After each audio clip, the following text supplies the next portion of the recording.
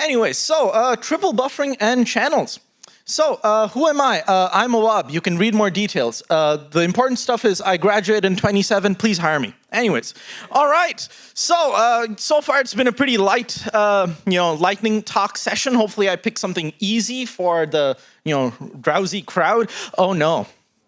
Oh dear. Well, let's see how hard I can shoot myself in the foot. So multi-threading is really hard, right? Let's assume, you have this person over here. His name's Evan. No relation to the actual Evan, of course. And let's say he's a really good artist, like a really, really good artist. Like, if you need art done, you have to go there. There's no other choice. All right, and then, of course, since he's an artist, all artists, of course, have to deal with evil and intimidating customers who think that they're right. So the customer is like, oh, Evan, you got to do this. You need to compute this. You need to render this. And if you don't, I will be very mad at you. And the customer keeps sending these large chunks of data, huge. And poor Evan is just so tired. Evan has become the render thread. Please pay your respects now. So anyways, you have this compute thread, and the compute thread is out there computing things. Maybe it's computing the new location of some water or some particles. And it's just shoving data into the void and hoping that the render thread will print it out to the screen. So you have this very interesting problem where the render thread cannot be blocked because otherwise your application gets unresponsive. But your compute thread can also ideally not be blocked. So the render thread always wants fresh new data, but the compute thread always wants a place to put this fresh new data. And this data is big, like 80,000 rows in an array or something. So we need to reuse some memory. Well, this is the idea that I came up with, not so independently. This is a triple buffer system. So the idea is let's keep 3 buffers. If we keep 1, that's not enough. Someone's going to be blocked. If we keep 2, well, it'll work for a bit, but then when the compute thread wants to swap the double buffer, it can't because the render thread has it. So now we have 3. We have a render, a ready, and a scratch. The compute thread can just write to the scratch buffer, and the render thread can just read from the render buffer. And when the scratch thread is done computing, it just swaps scratch and ready.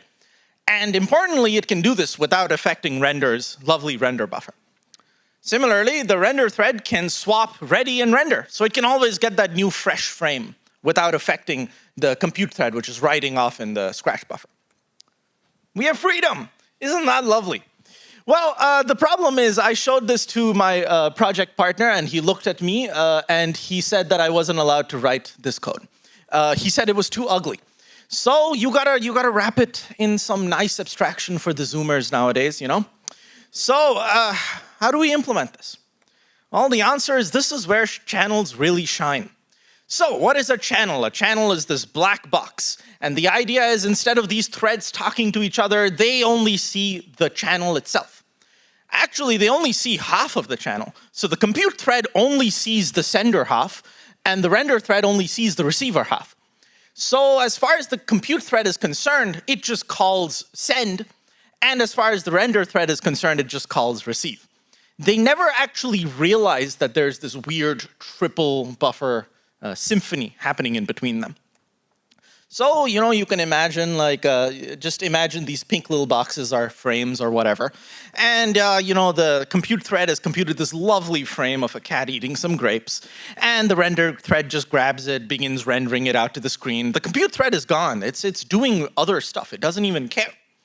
And when it's done rendering this lovely dog image, it goes and grabs another buffer, and it keeps writing. And maybe it even finishes and even overrides that one, which is fine because, the render thread doesn't care if it gets every update. It just cares that it gets the freshest one and that it could always get one. Then the render thread just comes in and grabs it.